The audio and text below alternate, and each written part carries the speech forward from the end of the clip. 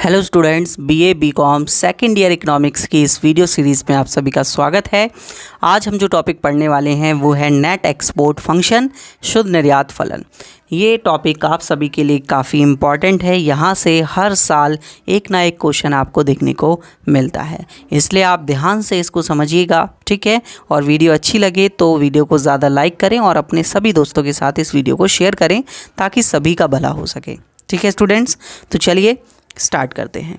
तो सबसे पहले बेसिकली मैं आप सभी को बताता हूं कि जो हमारे पास नेट एक्सपोर्ट होता है वो निकाला जाएगा एक्सपोर्ट में से इंपोर्ट को माइनस करके, तो हमारे पास आ जाता है नेट एक्सपोर्ट। अब जो नेट एक्सपोर्ट फंक्शन होता है, it is the function of real GDP. It is a function of real GDP, यानी कि जो शुद्ध निर्यात फलन होता है वो फलन होगा राष्ट्रीय आय का, यानी वास्तविक जीडीपी का भी। Clear students. चलिए देखिए, अब हम क्या करेंगे, बेसिकली यहाँ पर डेरिवेशन करेंगे इस फंक्शन की। उसके लिए मैं एक छोटी सी टेबल बनाऊंगा और फिर इस फंक्शन को हम डेराइव करेंगे। तो यहाँ पर मैं रियल जीडीपी ले रहा हूँ, यानी कि वाई में से शॉर्ट में लिख रहा हूँ यहाँ पर, ठीक है स्टूडेंट्स, ठीक है। चलिए देखिए, इसके बाद हम लेंगे कुछ अपना एक्सपोर्ट और इम्पोर्ट, ठीक है स्टूडेंट्स। मैं आप सभी को पहले ही बता दूं कि जिस स्टूडेंट्स ने एक्सपोर्ट और इंपोर्ट वाली वीडियो नहीं देखी, पहले वो उस वीडियो को देखें, फिर उसके बाद ये वीडियो देखें, तो आपको बहुत अच्छे से चीज़ें समझ में आएंगी, ठीक है ना स्टूडेंट्स। क्योंकि वो वीडियो देखना बहुत ज़्यादा ज़रूरी है, उस वीडियो के बिना आप चीज़ों को अच्छे से नहीं समझ पाएंगे। इसके बाद हम ले लेते हैं इम्पोर्ट, ठीक है, ये लिया हमने इम्पोर्ट। इसके बाद हम ले रहे हैं नेट एक्सपोर्ट, यानी कि NX। चलिए देखिए, तो ये हमारे पास पूरा का पूरा कंटेंट जो है अब क्रिएट हो जाएगा, ठीक है ना। तो देख लेते हैं, मैं अलग कलर से इसे कर लेता हूँ ताकि अच्छा हमें लगे। अब हमने इनकम ले ली 0 200 और उसके बाद 4 8 1500, ठीक है। तो इस तरीके से हम जो है इनकम का लेवल ले लेंगे। देखिए स्टूडेंट्स, हमने टेबल जो है वो ड्रॉ कर ली है, ठीक है। अब टेबल ड्रॉ होने के बाद अब डायग्राम बना लेते हैं हम सभी, ठीक है। तो डायग्राम के लिए हम 2 टायर में डायग्राम बनाएंगे, ठीक है। थोड़ा सा बड़ा होगा डायग्राम।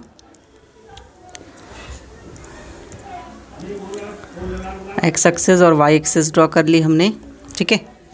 थोड़ा सा सीधा कर लेते हैं इसे हम। चलिए रुक जाइए स्टूडेंट्स, ठीक है, रुक जाइए दोस्तों।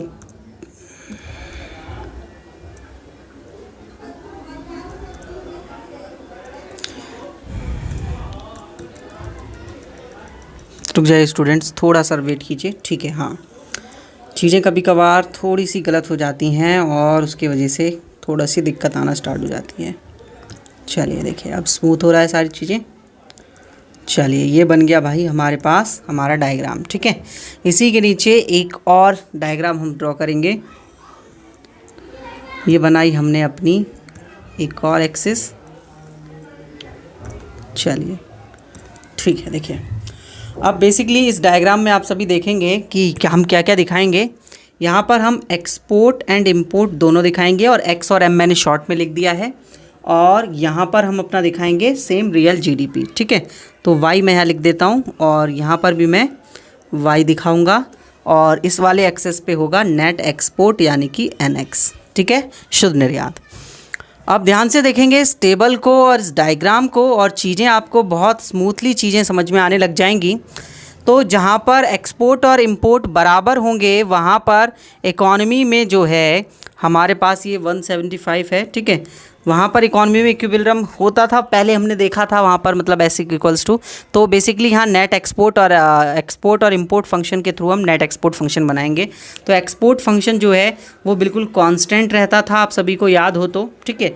तो वो कांस्टेंट रहता है तो वो इस तरीके से स्ट्रेट लाइन जाएगा पैरेलल टू एक्स एक्सिस हो जाएगा हमारे पास एक्सपोर्ट फंक्शन।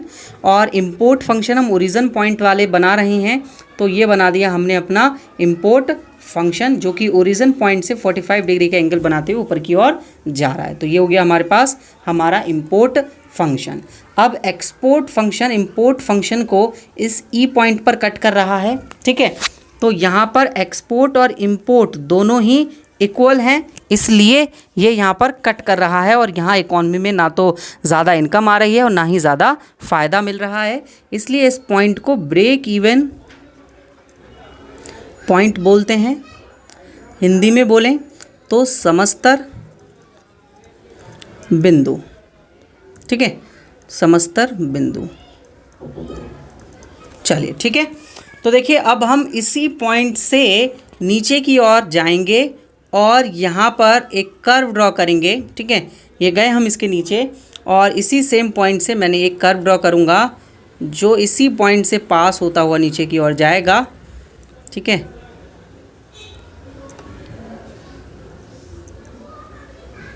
बिल्कुल, दैट्स इट, ठीक है। ये हो गया हमारे पास नेट एक्सपोर्ट फंक्शन, ठीक है। क्यों हुआ देखिए बताते हैं अभी हम सब, ठीक है। एक्सपोर्ट और इंपोर्ट को माइनस करने के बाद इकॉनमी में कुछ सरप्लस मिलेगा आप सभी को।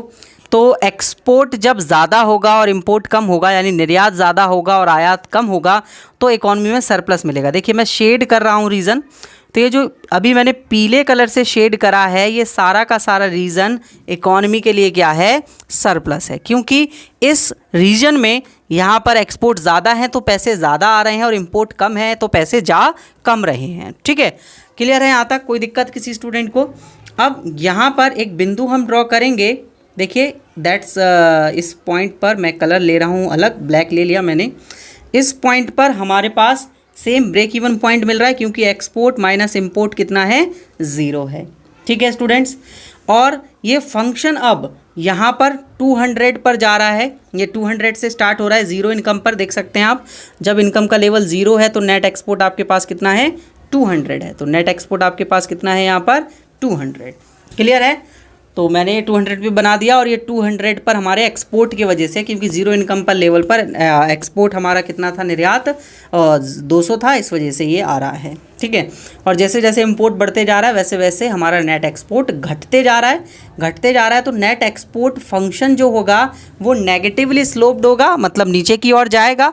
जैसे जैसे हमारी इनकम बढ़ेगी, राष्ट्रीय आय बढ़ेगी, वैसे वैसे हमारे इंपोर्ट बढ़ेंगे और जब इंपोर्ट बढ़ेंगे तो हमारे पास नेट एक्सपोर्ट्स हमारे कम होते जाएंगे और बेसिकली नेट एक्सपोर्ट्स हमारे नेगेटिव में भी चले जाएंगे, जो कि आपको इस पॉइंट से यहाँ पर देखने को मिलेगा, जहाँ पर आपके जो है ये जो पार्ट मैं अभी दिखा रहा हूँ आप सभी को, इस पार्ट में हमारे पास जो है हमारे एक्सपोर्ट जो है कम है इंपोर्ट से।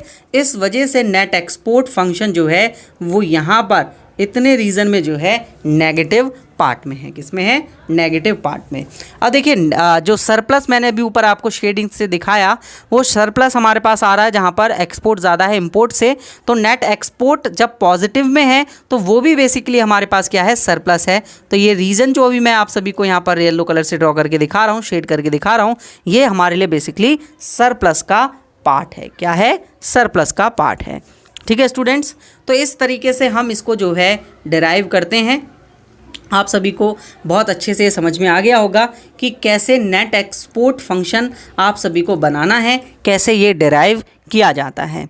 अब नेक्स्ट क्लास में हम इसमें चेंजेस को देखेंगे, ठीक है, यानी शिफ्ट देखेंगे कि किस किस रीज़न के वजह से नेट एक्सपोर्ट फंक्शन में खिसकाव होता है, शिफ्ट हमको देखने को मिलता है। और उन सभी रीज़न को अच्छे से पढ़ेंगे, क्योंकि अगर आप उसे समझ जाएंगे तो आपका ये क्वेश्चन कंप्लीट हो जाएगा और आपको 10 मार्क्स लेने से कोई नहीं रोक पाएगा, ठीक है स्टूडेंट्स। तो अगर आपको इसके नोट्स चाहिए हों तो आप मुझे कांटेक्ट कर लीजिएगा इस नंबर पर, और आपको बाकी सारे वीडियो लेक्चर्स चाहिए हों सारे के सारे, तो भी आप मुझे इस नंबर पर कांटेक्ट कर लेना। वीडियो अच्छी लगी हो तो वीडियो को लाइक ज़रूर कर दें, अपने सभी दोस्तों के साथ इस वीडियो को शेयर कर दें, और अगर आपका कोई सुझाव है मेरे लिए तो कमेंट ज़रूर करें। और अगर आप एक न्यू व्यूअर हैं मेरे चैनल पर तो आप चैनल को सब्सक्राइब जरूर कर लें, क्योंकि इसी तरीके की वीडियोज़ मैं आप सभी के लिए बनाता रहता हूँ। तो नेक्स्ट वीडियो में मिलते हैं। हमारे पास नेट एक्सपोर्ट फंक्शन की ये वीडियो यहाँ पर ख़त्म हुई, ठीक है। वीडियो देखने के लिए धन्यवाद स्टूडेंट्स।